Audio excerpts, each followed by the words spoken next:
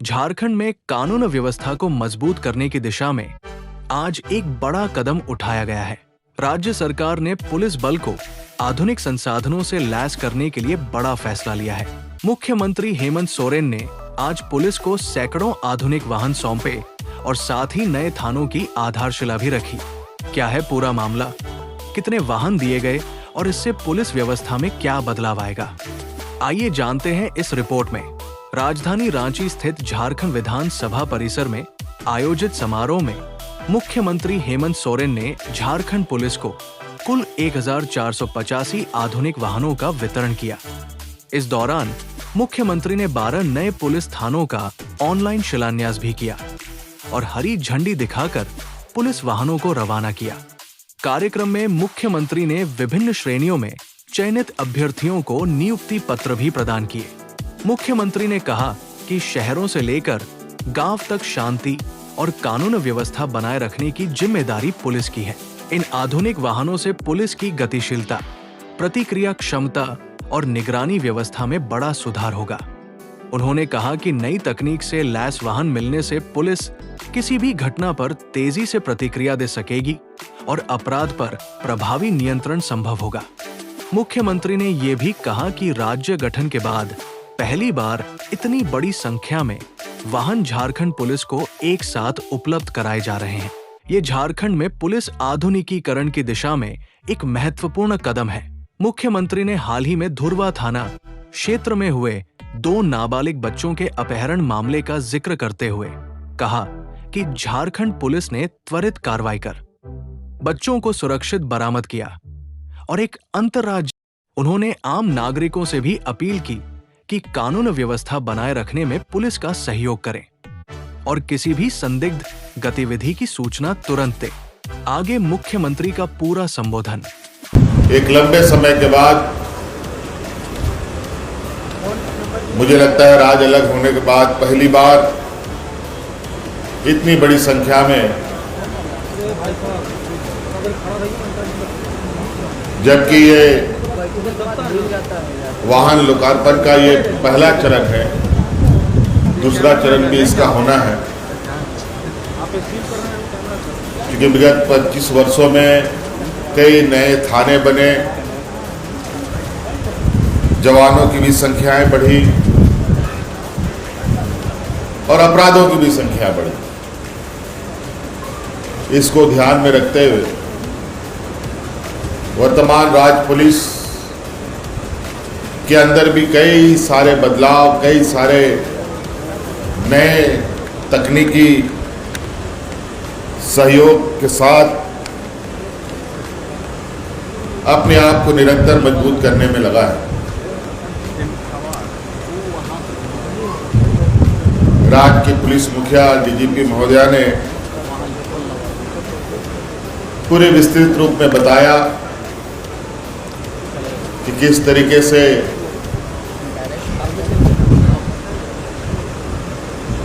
आने वाले समय में राज्य में हो रहे घटनाओं पर अंकुश लगाने को लेकर पुलिस कटिबद्ध है और किस तरीके से अपने आप को भी तराशने में लगा है।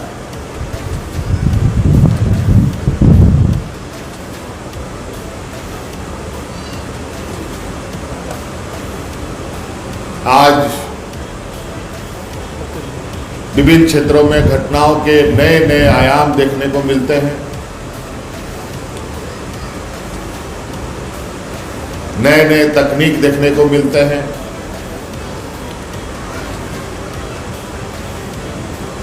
उस पर भी अंकुश लगाने के लिए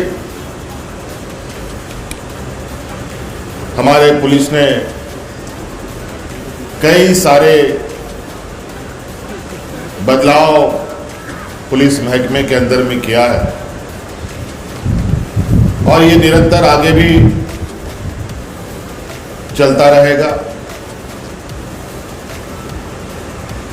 नए नए सत्र, नए नए रूप में आपराधिक घटनाएं घटती हैं,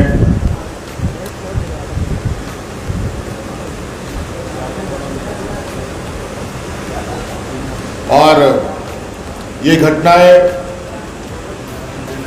शहर से लेकर ग्रामीण स्तर तक में भी होता है और वहां तक भी पहुंचकर पुलिस की और सरकार की जिम्मेदारी है कि इन घटनाओं पर लगाम लगाएं। आज उसी कड़ी में घटनाओं में तेजी से अंकुश लगाने हेतु बड़े पैमाने पर वाहनों का लोकार्पण हो रहा है।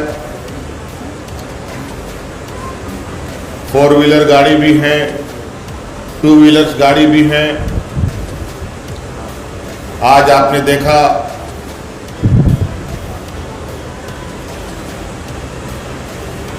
कि आज कई नौजवानों को नियुक्ति पत्र भी दिया गया जो विभिन्न क्षेत्रों के विशेषज्ञ के रूप में काम करेंगे। बड़े लंबे समय से आज के इस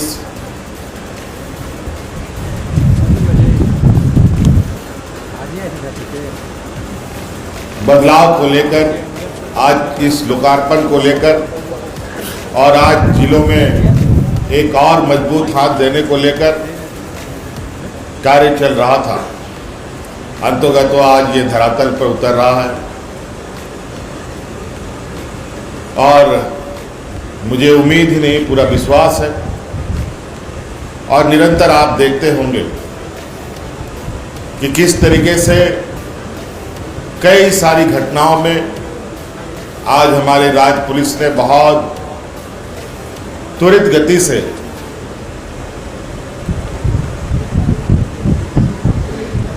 उन घटनाओं का पटाक्षेप किया।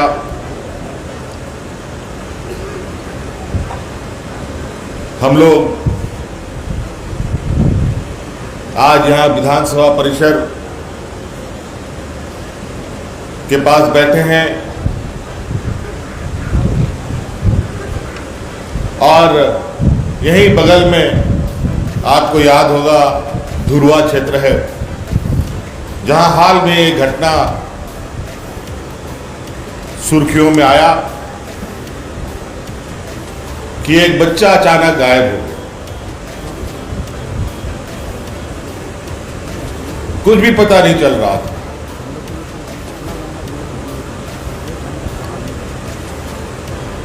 ना ही कोई सुराग, लेकिन पुलिस की तत्परता और एक ईमानदार प्रयास से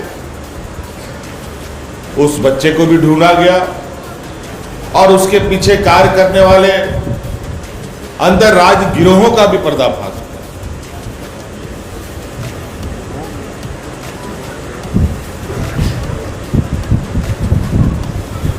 तो इस प्रकार निरंतर कई घटनाएं देखेंगे जहां पुलिस ने बड़ी उपलब्धियां हासिल की। आज राज्य के ही अंदर नहीं बल्कि राज्य के बाहर से भी अपराधियों को खोज के लाया जाता है और उन्हें सजा भी दिया जाता है। लेकिन मैं इस बीच ये भी कहना चाहूंगा कि पुलिस की जो जिम्मेवारी है उसे हर हाल में वो जिम्मेवारियों का निर्वहन करना पड़ेगा, क्योंकि सरकार ने जिम्मेवारी ही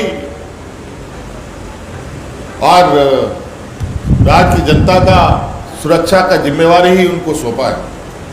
लेकिन उसके साथ साथ एक आम नागरिक के होने के नाते हम सब की भी जिम्मेवारी बनती है और हर एक नागरिक की भी जिम्मेदारी बनती है कि भी किसी भी घटनाओं में जो एक आम नागरिक की भूमिका होती है वो भूमिका भी आम नागरिक निभाए और सकारात्मक सहयोग भी पुलिस को करे। तभी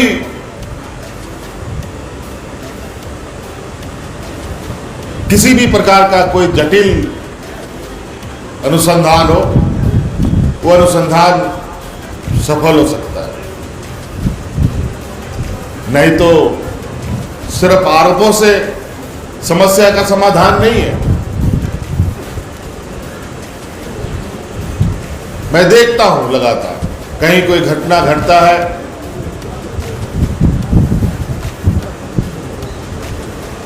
तो वहां पर उस घटना का समाधान को तो बात की बात है, पहले तो आरोप प्रत्यारोप की लड़ियां शुरू हो जाती है।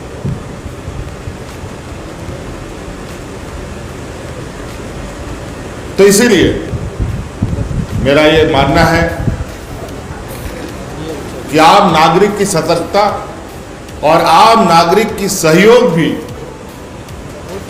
बहुत जरूरी है। राज्य की सुरक्षा, देश की सुरक्षा, अपने गली मोहल्लों की सुरक्षा में।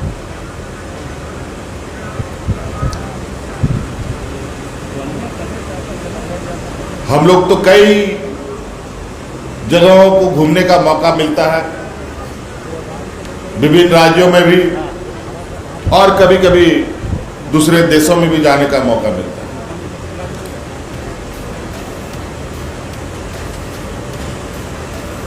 आप विश्वास नहीं करेंगे, वहां पर सुरक्षा इस कदर है और वहां के नागरिक इतने जागरूक हैं कि वहां आपको कोई भी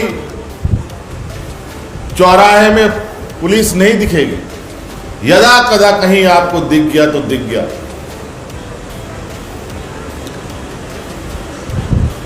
ये तभी संभव है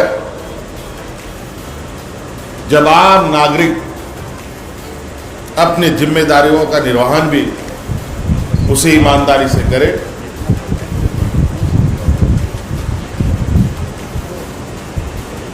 नहीं तो यहां तरह तरह की चीजें, छोटी सी छोटी बातों में भी जान पर आ पड़ती है।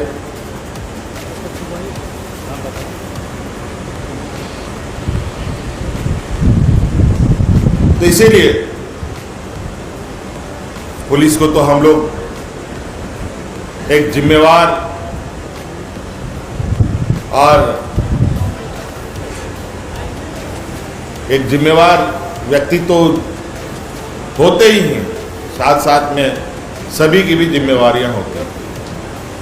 आज मैं झारखंड पुलिस और अधिकारियों और जवानों को उनके साहस, उनके समर्पण और उनके सेवा भाव के लिए मैं हृदय से धन्यवाद देता हूं कि आप लोग निरंतर इस क्षेत्र में लगे हैं।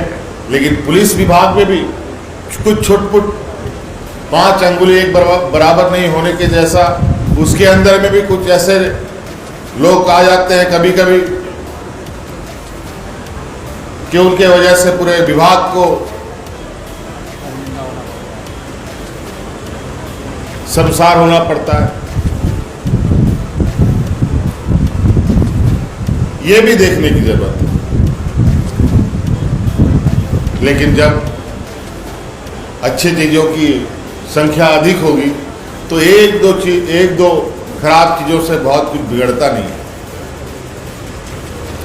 उसे ठीक किया जा सकता। इसीलिए आज इस लोकार्पण कार्यक्रम के माध्यम से और नए तकनीक के माध्यम से आने वाले समय में राज्य में एक बेहतर सर्विलांस व्यवस्था स्थापित होगा, जहां